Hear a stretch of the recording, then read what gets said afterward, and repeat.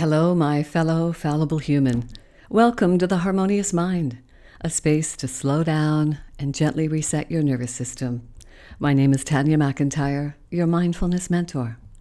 These short reflections are crafted to help you build steadiness, curiosity, and have a kinder relationship with your mind.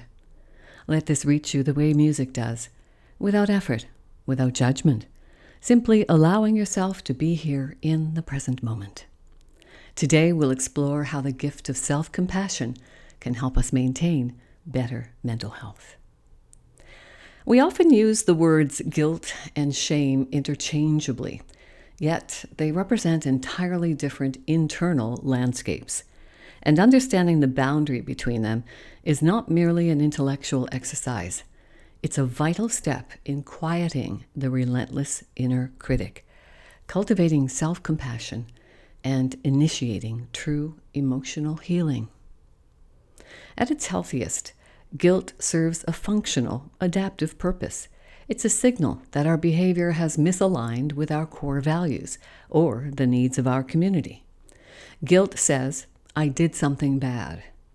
And because it focuses on behavior rather than identity, healthy guilt can be a teacher. It motivates us to apologize, to repair damaged connections, make conscious choices.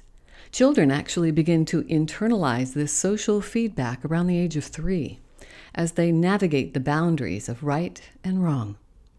However, much of the guilt we carry is unearned and unhealthy. It arises when we hold ourselves to impossible standards. Things like feeling guilty for setting boundaries, saying no, resting, or failing to be everything to everyone. This is especially challenging for parents, right? You're thinking that, you're conditioned socially and conditionally to live your life for your children. And these unrealistic expectations are rarely accidental.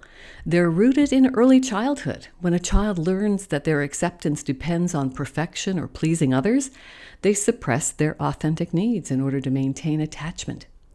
And instead of fostering growth, this internalized pressure can actually trap us in a loop of self-criticism.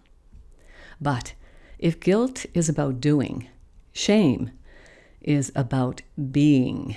If guilt says I did something bad, shame whispers I am bad. Shame does not evaluate our actions. It attacks our very worth. It convinces us that we are fundamentally flawed, broken, or unworthy of love, acceptance, or belonging. And because shame develops in our earliest years and is often reinforced by things like criticism, neglect, or conditional love, it becomes deeply embedded in our nervous system. When we feel fundamentally unworthy, our natural response is to hide, withdraw, or erect defensive walls. And left unaddressed, shame isolates us, convincing us that we are beyond redemption. And the antidote to shame is not self-punishment. It's connection and self-compassion. We can actually learn to transition from paralyzing shame to something like healthy disappointment. So instead of concluding I'm a terrible person, we can gently recognize I'm disappointed in the choice I made. It was a bad choice. And this mistake is a moment in time. It does not define me. Since our deepest wounds are relational, happening in our earliest attachments, our healing must also be relational. Sharing our struggles with trusted allies, counselors, or peer support groups dissolves the secrecy that shame requires in order to survive. In safe spaces, we discover that struggle is a universal human experience and that we all deserve the path to recovery and healing. Whenever guilt or shame starts to overwhelm you, you can practice these 3 gentle steps. First, you catch it. You notice the physical sensations and notice the self-talk, those automatic negative thoughts that never seem to shut up. So once we notice those physical sensations and that negative self-talk, the automatic negative thoughts, that awareness is the prerequisite for change.